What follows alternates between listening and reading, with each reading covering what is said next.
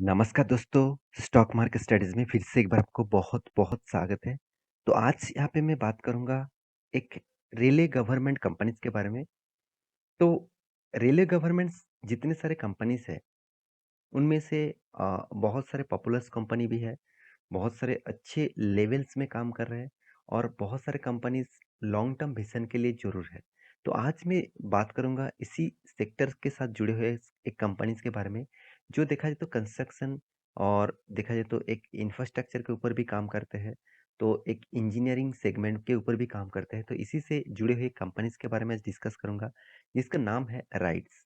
तो राइट्स के बारे में आज बात करूँगा क्योंकि बहुत सारे दोस्तों ने कमेंट किया, सर इस कंपनी ने इसका जो लेवल्स है उसको ब्रेकआउट किया और वो कौन सा लेवल ब्रेकआउट हुआ है, क्या अब उस ब्रेकआउट के बाद कंपनी इसके ऊपर निवेश करना चाहिए? तो देखिए, मैं कुछ दिनों पहले भी एक वीडियो बना के दिया था। मैं आपको लेवल्स बना के दिया था टेक्निकली।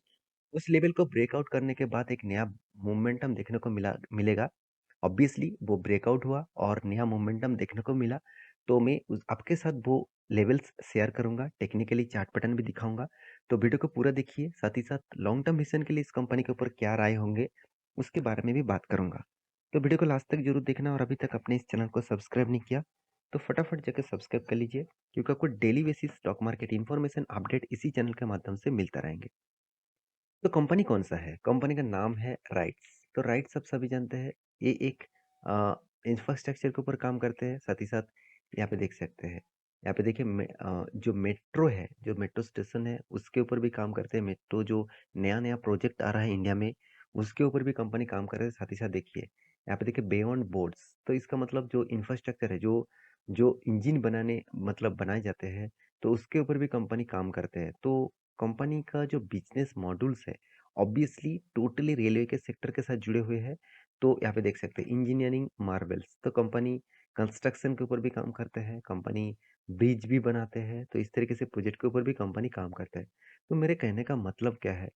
तो मेरे कहने का मतलब यही है कि आप जिस कंपनी के ऊपर निवेश कर रहे हैं, उस कंपनी के फ्यूचर के बारे में अगर आपको पता चल गया, तो आपको मतलब आपका जो पोर्टफोलियो है, वो ज़्यादा से ज़्यादा सिक्योर रहने का चांसेस ज़रूर रहेगा।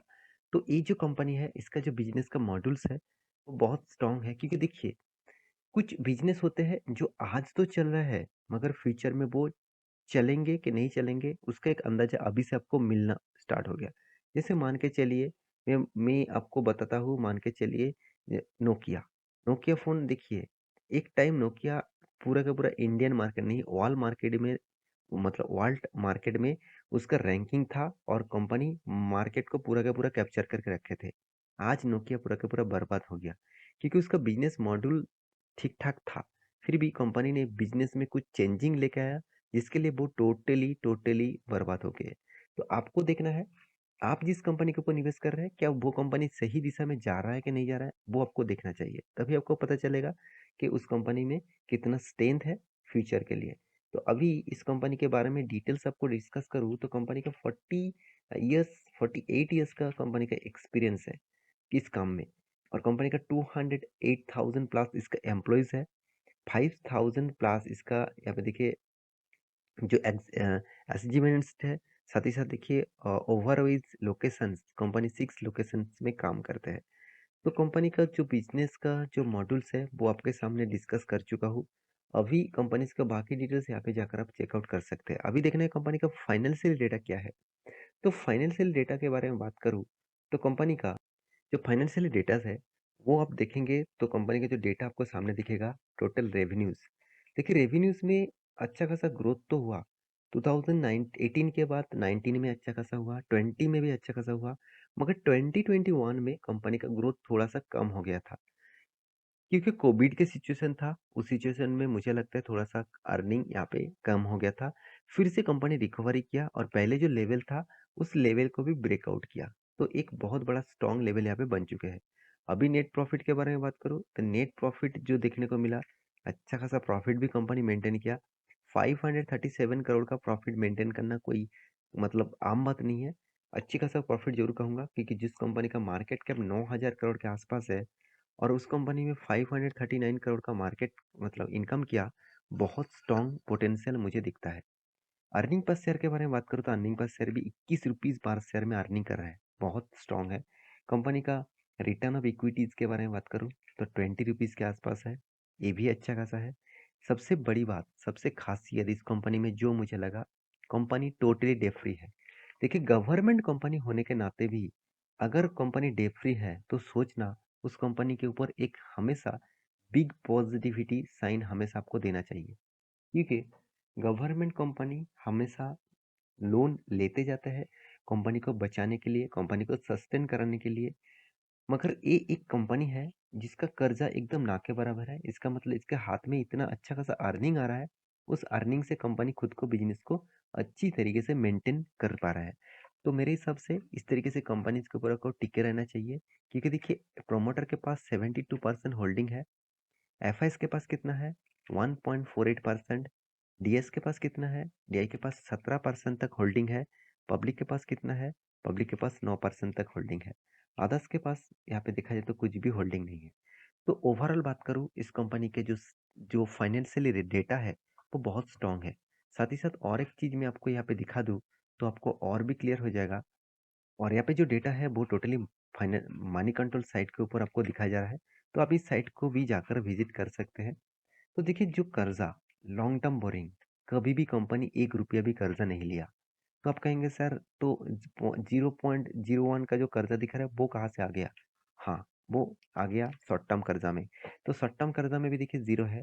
तो जो ट्रेडेड वैल्यूज है, मतलब जो पैसा अभी भी मार्केट को पेमेंट करना है, जिससे माल वो खरीदते हैं, उसको जो पेमेंट करना है वो ही परसेंटेज आपको कर्जे के हिसाब से दिखाई देगा। तो मैं जरूर कहूँगा शॉर्ट टर्म जो प्रोविजनिंग है ये भी बहुत अच्छा तरीके से कंपनी मेंटेन करके रखा। तो हर पैरामीटर यहाँ पे पॉजिटिव कंपनी को देखने को मिला। तो कंपनी का जो और स्ट्रेंथ है मैं उसके बारे में बात करूँ तो कंपनी का डिविडेंड यील्ड भी बहुत शानदार है। अच्छी तरीके से कंपनी डिविडेंड भी दिया।